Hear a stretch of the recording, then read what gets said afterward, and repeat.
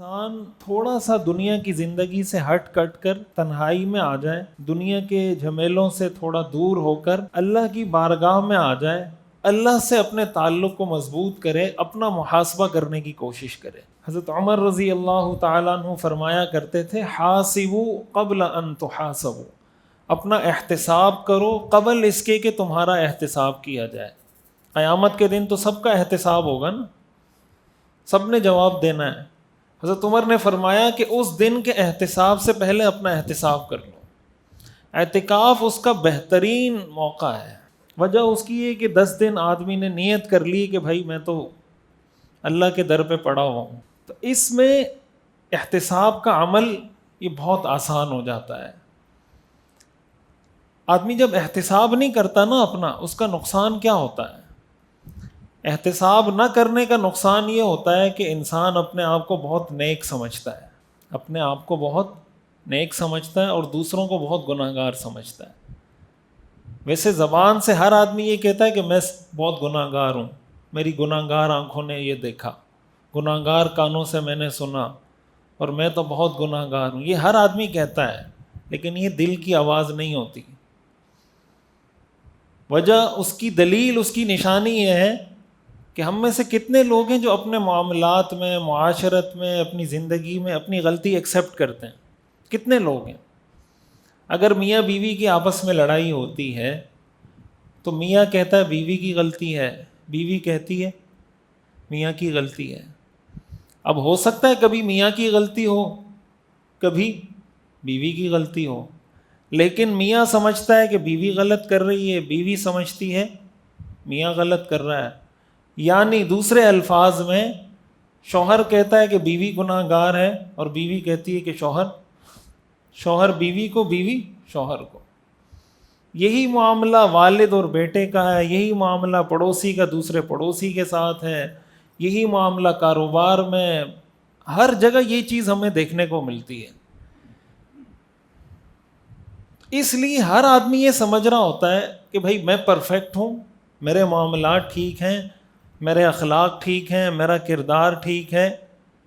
اگر گڑبڑ ہو رہی ہے تو کسی اور کی وجہ سے ہو رہی ہے۔ تو زبان سے ہم کہتے ہیں کہ میں گناہگار ہوں، لیکن اپنے عمل سے یہ ثابت کر رہے ہوتے ہیں کہ میں گناہگار نہیں ہوں۔ گناہگار آپ ہیں یا کوئی اور ہے، میں کم از کم نہیں ہوں۔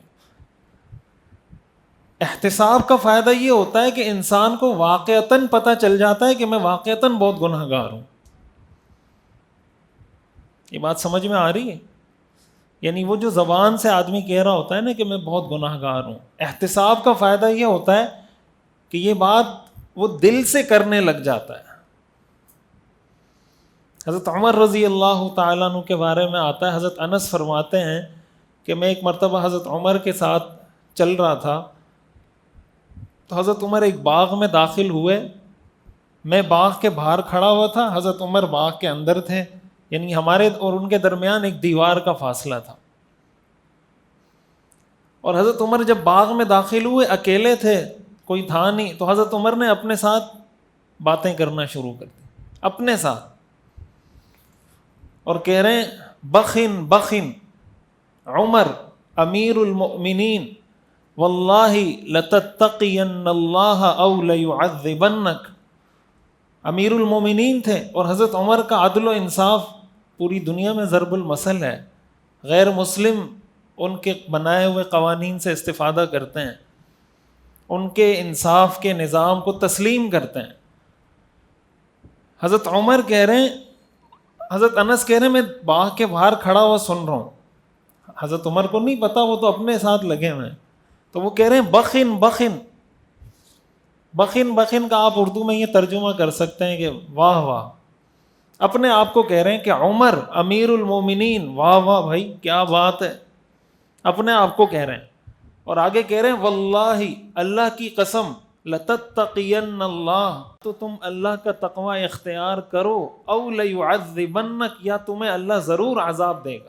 یہ اپنے آپ کو کہہ رہے ہیں، اپنا احتساب کر رہے ہیں۔ کون؟